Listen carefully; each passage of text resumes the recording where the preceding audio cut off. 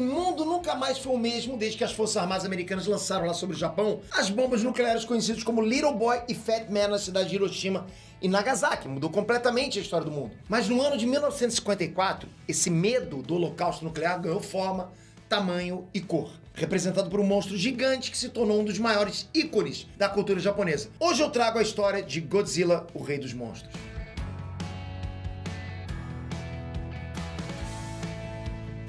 Ei, Nerdtrunks, Peter aqui. Galera, não é nenhum exagero comparar o Godzilla com o Mickey quando o assunto é ser um símbolo. Esse monstro gigante é muito mais do que um simples personagem de filmes de desastres. Ele é responsável por muito do que a gente tem nos dias de hoje. E eu incluo sim o Brasil nessa conta, tá? Ao final do vídeo eu vou provar pra vocês que se o Godzilla nunca tivesse existido, as mídias japonesas nunca teriam chegado ao Brasil. Ou ao menos teria demorado bem mais, tá?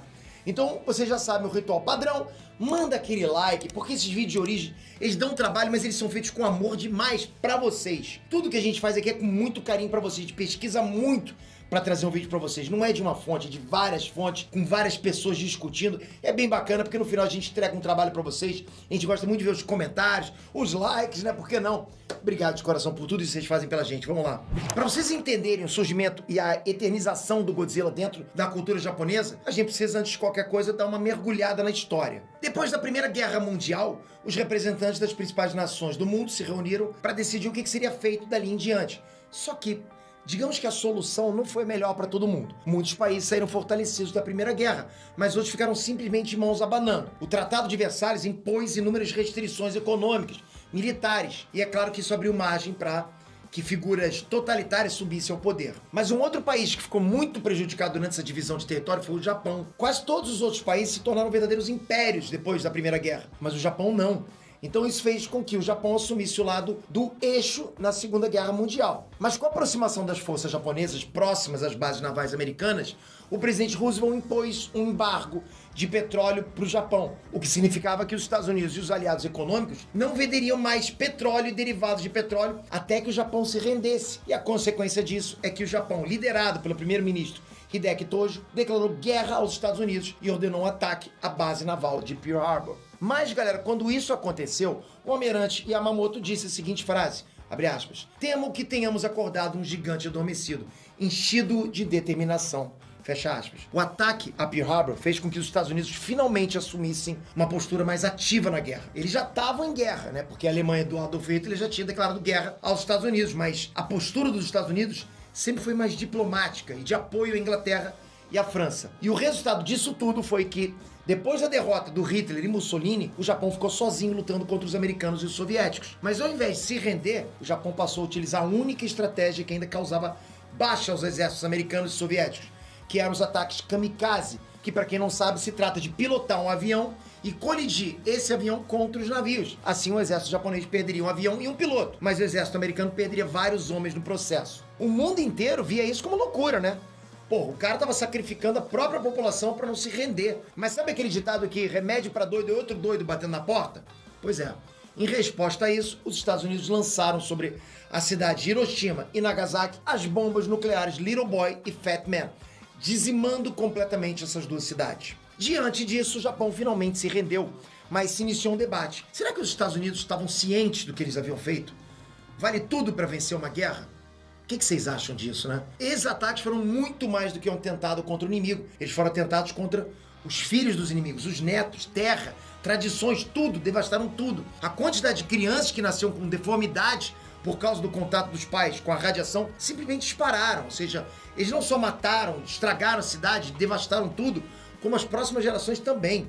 Aquele era um terror que os japoneses nunca sonharam em enfrentar. E depois desses acontecimentos, Estados Unidos e União Soviética ainda entraram numa disputa pela energia nuclear durante a Guerra Fria, né? Uma forte propaganda pelo mundo inteiro de que a energia nuclear é o futuro, seria o futuro. Agora eu quero que você tente imaginar uma nação que foi destruída pela energia nuclear, vendo uma propaganda onde a energia nuclear é enaltecida. Isso ajudou a construir um medo que o Japão tinha de um holocausto nuclear. E o Japão ficou muito assustado com o que aconteceu e vendo uma grande possibilidade de acontecer de novo por conta dessas propagandas todas na Guerra Fria, né, entre Estados Unidos e União Soviética. E aí que entra um homem chamado Tomoyuki Tanaka. Ele se inspirou no filme do King Kong e decidiu apostar no Godzilla com o objetivo de passar a mensagem de que sim, era possível dar a volta por cima depois desse desastre total. A metáfora é essa: Godzilla seria o equivalente à bomba atômica, uma força imparável que destrói tudo, enquanto as pessoas presentes na tragédia lutam para sobreviver e resolver aquele problema. E assim foi lançado o filme Godzilla de 1954. O filme contava a história de um dinossauro gigante que estava adormecido por milhares de anos, até que ele foi despertado pelo impacto ambiental causado pelas explosões nucleares da Guerra Fria.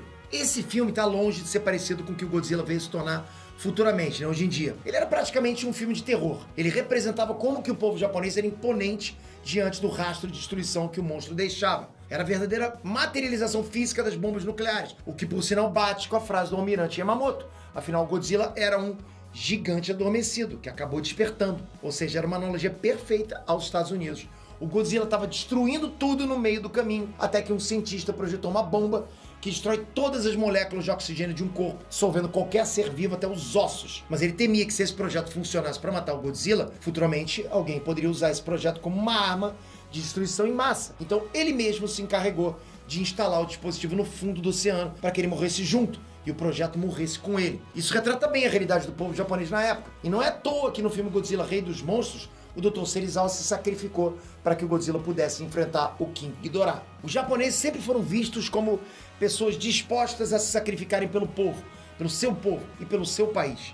Isso é muito presente em vários animes, séries, filmes, e com Godzilla não foi diferente. Mas é claro que, como consequência de usar essa bomba, um outro membro da espécie do Godzilla despertou. Ele ainda foi fortalecido pela bomba. Essa época ela foi muito revolucionária para a cultura japonesa, porque foi o Godzilla que deu origem ao gênero Tokusatsu, que hoje é tão importante, inclusive, para a mídia japonesa, né? Foi graças a esse filme que criaram aquela técnica de colocar vários dublês usando roupas de monstros, de heróis mascarados lá para não depender de grandes astros do cinema com altos salários. O responsável pelos efeitos especiais dos filmes do Godzilla, chamado Eiji Tsuburaya, foi ninguém menos que o criador da série Ultraman, que foi só possível graças ao sucesso do Godzilla. Porra, bom demais isso, né? Agora, sabe aquelas fases que normalmente a gente divide as histórias em quadrinhos? Pré-crise, pós-crise, 952, etc. Aquelas coisas que a gente vai mudando tudo. Isso também acontecia com Godzilla, que já havia se tornado, né, um grande símbolo da cultura japonesa. A primeira fase foi conhecida como Era Showa, que começou como filmes de desastres, até que por volta dos anos 70 ficou mais com cara de filmes de ação, sabe? Mais parecidos com os tokusatsus clássicos. Ou seja, ainda havia a questão do desastre, mas o foco passou a ser a luta entre os monstros gigantes. Foi nessa mesma época que o Godzilla lutou contra o King Kong pela primeira vez. Foi nessa mesma era que vários outros filmes de monstros gigantes surgiram. Não era só o Godzilla, a própria Mothra já foi protagonista de filmes próprios. A segunda foi a Era Heisei. O Godzilla agora tem um visual mais robusto e ele voltou a andar com passos lentos. E a labareda de fogo agora deu lugar a uma baita rajada de energia que destruía tudo. Além disso, os monstros que ele encarava tinham um visual muito mais grotesco. Ninguém olhava para aquilo e via um homem vestido, mas sim um monstro. E isso porque, nessa época, a animatrônica estava bombando. Foi na Era Heisei que aconteceu o clássico Godzilla vs Mothra, que para os japoneses foi vendido como o confronto do século. E no ano 2000 se iniciou a chamada Era Milênio, onde Godzilla não seria mais feito só por animatrônica, mas também por CGI. Foi nessa época que foram lançados os grandes sucessos: Godzilla 2000, Godzilla Tokyo SOS e Godzilla Final Wars. No ano de 1998, os americanos tiveram a primeira tentativa de lançar a própria versão do Godzilla, mas eles não tinham nenhuma grande experiência com filmes de monstro gigante parecido com Godzilla, porque King Kong não era exatamente um monstro gigante, ele era só um animal grande que foi tirado do habitat natural deles. Mas os americanos tinham o sucesso de Jurassic Park a favor deles, então eles se basearam no corpo de um Tiranossauro Rex para criar um Godzilla com um formato mais aerodinâmico, que permitia que o Godzilla corresse e nadasse com mais facilidade pelo cenário. Esse filme, incrivelmente, foi um sucesso de bilheteria, mas ele desagradou demais os fãs mais raízes, né, do Godzilla, porque alteraram tudo, tipo, não era o Godzilla. Mas desagradou mais ainda os japoneses, porque o Godzilla sempre foi a representação do medo que o povo japonês tinha de um ataque nuclear. E a história desse filme, basicamente, é de uma iguana marinha que foi até uma ilha no meio do Oceano Pacífico, onde estava acontecendo testes nucleares. E essa radiação transformou a iguana num monstro, ou seja, era aquela visão romantizada que os americanos criaram da radiação. Os americanos deixaram o Godzilla mais bonitinho, uma coisa mais bacana, né? O Peter Parker, ele é picado por uma aranha radioativa e virou um super-herói. O Bruce Banner, ele foi atingido por uma bomba nuclear e virou um super-herói. Essa é a grande diferença entre o Godzilla de 98 e o Godzilla original. O Godzilla de 98 era a representação da visão romantizada que os americanos tinham da radiação. Radiação é uma coisa bela, bonita, enquanto o Godzilla clássico representava o medo que as pessoas tinham da radiação. Tipo, não tem nenhuma relação, né, o do japonês com os americanos. São extremos opostos de um conceito. Então, em resposta a isso, a Toho comprou os direitos de imagem do Godzilla de 98 só para colocar ele no filme Godzilla Final Wars, para que ele fosse morto pelo Godzilla clássico. Bom demais. Então sim, é oficial e canônico, o Godzilla de 98 faz parte sim do universo de monstros da Toho, mas agora o nome dele é Zilla. Eu particularmente acho que o filme de 98 tem sim o seu charme, né? Acabou se tornando até um filme cult, mas talvez ele fosse menos criticado se não recebesse o nome do Godzilla, porque ele em si é uma afronta ao que o Godzilla representa. Mas galera, embora esse filme tenha sim desagradado os fãs raízes do Godzilla, a verdade é que esse filme foi responsável sim por apresentar o Godzilla para aquela geração na época. Eu conheço muita gente que só ficou sabendo da existência do Godzilla por causa desse filme. Então eu comparo esse filme à segunda trilogia de Star Wars. Os fãs mais raízes detestam, mas não dá pra negar que tem um papel importante para inserir esse conteúdo para nova geração. Em 2014, os americanos tiveram mais uma chance com o filme do Godzilla lançado pela Legendary, que é o grande símbolo do atual monstro-verso. E eles resgataram a ideia do drama e do desastre. Dessa vez, a humanidade não tem que pensar em parar os monstros, mas sim só sair da frente para que eles possam passar. É como se fosse um filme sobre um terremoto. Ninguém tenta parar um terremoto, só sobreviver a ele. E ao mesmo tempo que esse filme conseguiu resgatar o sentimento de superação depois de um desastre, ele também não deixou barato a questão nuclear, já que esses filmes do monstro-verso, no fim das contas, são críticas à forma como os seres humanos cuidam do planeta. E isso é retratado principalmente pelo Dr. Serizawa, que carrega com ele um trauma, né, por conta dos ataques nucleares do Japão. Mas é claro que com o Godzilla americano bombando, a Toho não iria deixar barato. E no ano de 2016, eles lançaram um filme Shin Godzilla, que é um reboot de tudo. Enquanto o Godzilla original foi inspirado nos ataques de Hiroshima e Nagasaki, o Shin Godzilla foi inspirado no acidente da usina de Fukushima. Esse Shin Godzilla é um dos mais poderosos, mais grotescos de todos os tempos. Ele parece uma mistura de Godzilla com Carnificina da Marvel. Ele é com certeza o Godzilla com o maior perfil de vilão de todos os tempos. É completamente insano. E o filme gira em torno de como os políticos e o exército vão usar o conhecimento deles e passar por todas as burocracias para enfrentar esse problema, que era basicamente a realidade do Japão na época do desastre, lá em Fukushima, né? Aconteceu isso. Agora, como eu prometi, eu vou provar que o Godzilla foi tão importante que provavelmente cada um dos mais de 11 milhões de inscritos que a gente tem aqui nesse canal precisa sim ser grato a ele. Presta atenção. Como eu falei inicialmente, tá? O Godzilla foi o grande criador do gênero Tokusatsu. Esse gênero fez muito sucesso no Brasil, principalmente nos anos 80, início dos anos 90, graças à extinta TV Manchete, casca grossa pra caramba. Mas nessa época, as produtoras não vendiam séries separadas, elas vendiam pacotes, até que uma coisa diferente surgiu. Porque em meio a um desses pacotes de Tokusatsu, surgiu um desenho japonês que tinha um estilo narrativo, sabe, semelhante a uma novela. Ou seja, um episódio começa onde o outro episódio anterior termina. Diferente das animações americanas da época, que tipo, era um episódio isolado do outro.